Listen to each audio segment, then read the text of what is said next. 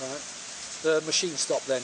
Your mum was in the garden, standing there, cutting some roses, flowers for the house. And she came upstairs and she said, "Oh, I've just had a wee, and there was some sort of white stuff in it." I said, "Oh, that's interesting." She said, "Why?" I said, "It means you've started." She said, "What do you mean I've started?" I said, "You've gone into labour." I said, "That was your waters breaking." She just gone for a wheel, it was her waters breaking, and she didn't know. And I said the milky stuff was your hug that was keeping it all in. So, no, you've now started.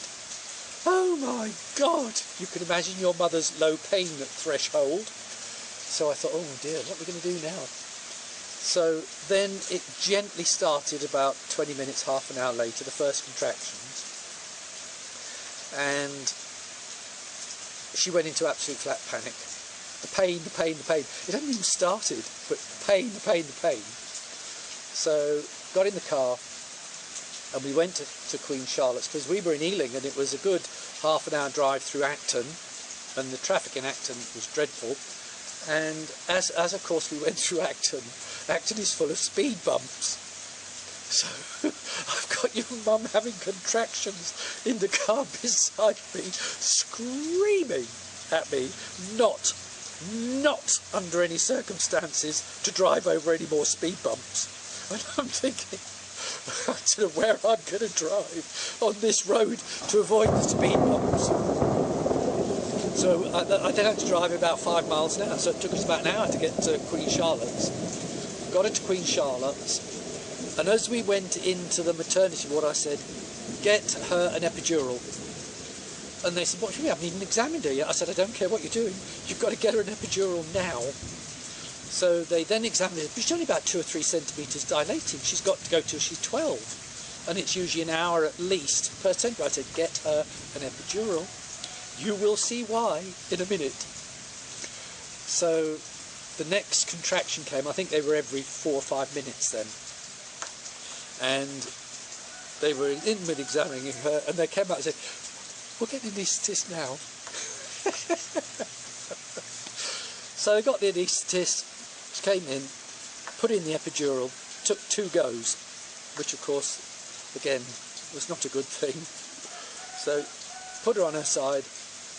Your mum, unfortunately, being a bit large, it's very difficult for them to find her spine and to find the exact mark to put them in. But they did put the epidural in, and then she said, "Oh, this is all right."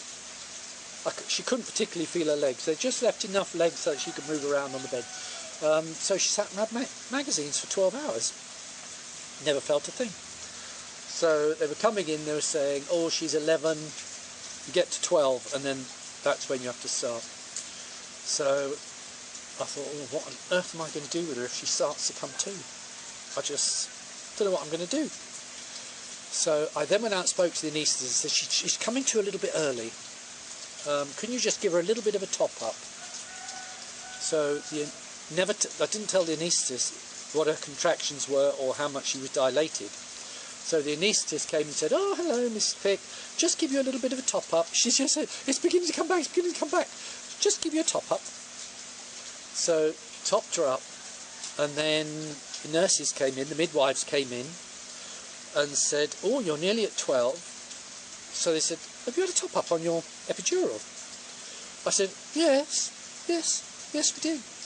"Oh dear, you shouldn't have had that, because in about 20 minutes it's all going to start and we're going to need you to have feeling, otherwise you won't be able to push." So I said, oh dear, is that a problem?"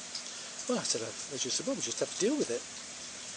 So got to 12 centimetres, put the baby monitor, they could just feel in your head, put the baby monitor on and your heart rate. So we could just see the monitor beside going, boop, boop, boop, heart rate. And then they said, "Right now, head's engaged, it's starting to come down, we're ready to go. Can you now feel, Mrs. Pick, to start pushing?" So Rick said, looked up from her magazine, said, "What? Are you ready to push, Mrs. Pick? This baby's about to come." Oh, really?" So they then had to put her in a banana position, and they would have to tell her when the contractions were. they could see them. So they said, right, now Mrs. Pick, try and push, because she could feel nothing. And this went on for about an hour.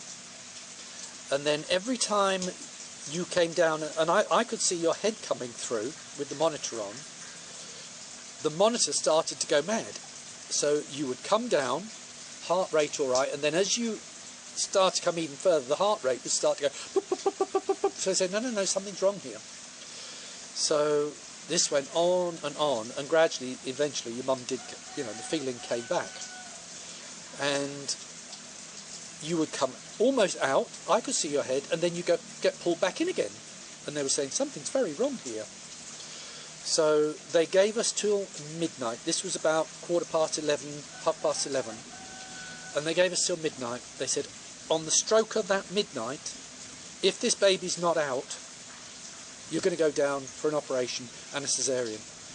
This baby is distressed because we don't know what's wrong every time it pushes. So this went on, and then it was 2 minutes to midnight. And I thought, oh God, I can't have your mum go down for a cesarean. I don't know how I'd cope afterwards if your mum had to have a cesarean. So I said, right, just give, a really big one. Otherwise, they're going to take you down and give you. So on the dot of midnight, boom, out you came.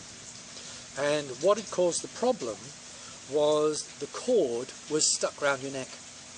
So that every time she pushed and you came down, it was throttling you.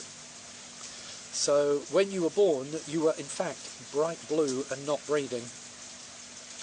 So they cut the cord immediately, and that released it, and you started to go a bit pinker. And they just dumped you over to me.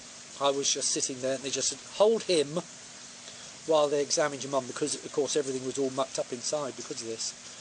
So I sat there with you, a bit messy, terribly messy, and all your ears were all curled in, and I thought, oh God, look at his ears. So I had to unfurl, like a butterfly with their wings. I had to unfurl all your ears, and then the pink came into them and they were fine. And then made sure your fingers and toes were in order, and there's Rick saying, is he all right, is he all right, is he all right over there? So I said, yes, five fingers, 5 toes, 5 toes, yes, he's fine, he's all in order. So that was all fine. Then they sorted your mum out, tidied her up, all the afterbirth, that stuff came out, and then they said, right, you can come up this end now, Mr. Pick. So took you over, and there you were, absolutely perfect. Your mum thought you were brilliant. Unfortunately, because of the funny pushing, your head was a very strange shape. Luckily, the bones in your head don't match.